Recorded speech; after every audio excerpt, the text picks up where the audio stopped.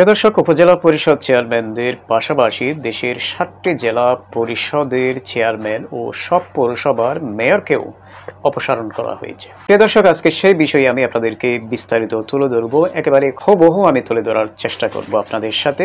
আপনারা ভিডিওটা সর্বোচ্চ শেয়ার করে দেবেন। প্রিয় দর্শক, দেশে কিংবা বিদেশ থেকে এই মুহূর্তে যারা এই ভিডিওটি আপনারা দেখছেন, সবাইকে জনচোখ চ্যানেলে স্বাগত জানাচ্ছি। আসসালামু আলাইকুম ওয়া রাহমাতুল্লাহ। চলুন আমরা মূল প্রসঙ্গে চলে যাই। প্রিয় দর্শক, এর আগে আমি বলছিলাম যে সিটি কর্পোরেশনের যে মেয়র তাদেরকেও কিন্তু অপসারণ করা হয়েছে। প্রিয় দর্শক, সোমবার ১৯ আগস্ট ২০২৪ ইংরেজি একটি আদেশ জারি করেছে স্থানীয় সরকার বিভাগ। প্রিয় দর্শক, এখানে যাদেরকে জেলা পরিষদ থেকে অপসারণ করা হয়েছে, আসলে তাদের পরিবর্তে এই জায়গাগুলোতে কারা আসছে, তো আমি পুরোপুরি এগুলো সহ আপনাদের সাথে আসলে শেয়ার করছি। প্রিয় দর্শক, ৮টি জেলা পরিষদে অতিরিক্ত বিভাগীয় কমিশনারকে সার্বিক এবং ৫৩টি জেলা পরিষদে সংশ্লিষ্ট জেলার জেলা প্রশাসককে ডিসি প্রশাসক হিসেবে দায়িত্ব দেওয়া হয়েছে। পরবর্তী নির্দেশ না দেওয়া পর্যন্ত এসব কর্মকর্তা নিজ নিজ জেলা পরিষদের চেয়ারম্যানের ক্ষমতা প্রয়োগ ও দায়িত্ব পালন করবেন।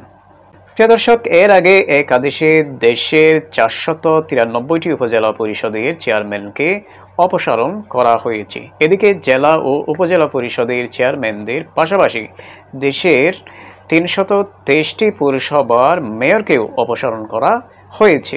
সোমবার ১৯ আগস্ট এই বিষয়ে পৃথক আরেকটি আদেশ জারি করেছে স্থানীয় সরকার বিভাগ।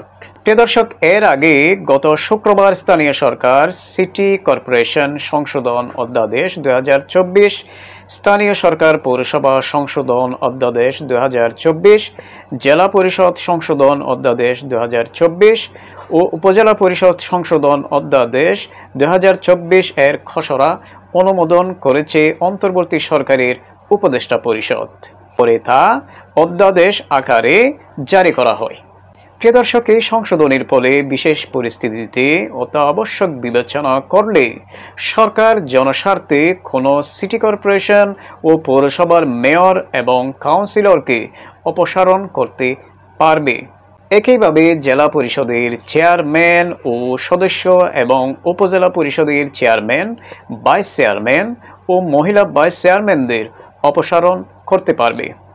প্রিয় দর্শক, একই সঙ্গে এগুলোতে প্রশাসক নিয়োগ দিতে পারবে সরকার।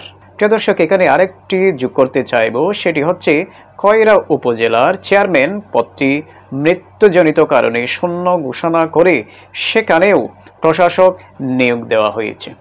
প্রিয় দর্শক, এখানে প্রথম আলো বলছে, ছাত্র জনতার গণ আন্দোলনের মুখে ৫ আগস্ট প্রধানমন্ত্রীর পদ থেকে শেখ হাসিনার পদত্যাগের পর স্থানীয় সরকারের জনপ্রতিনিধিদের অধিকাংশই আত্মগোপনে চলে যায়।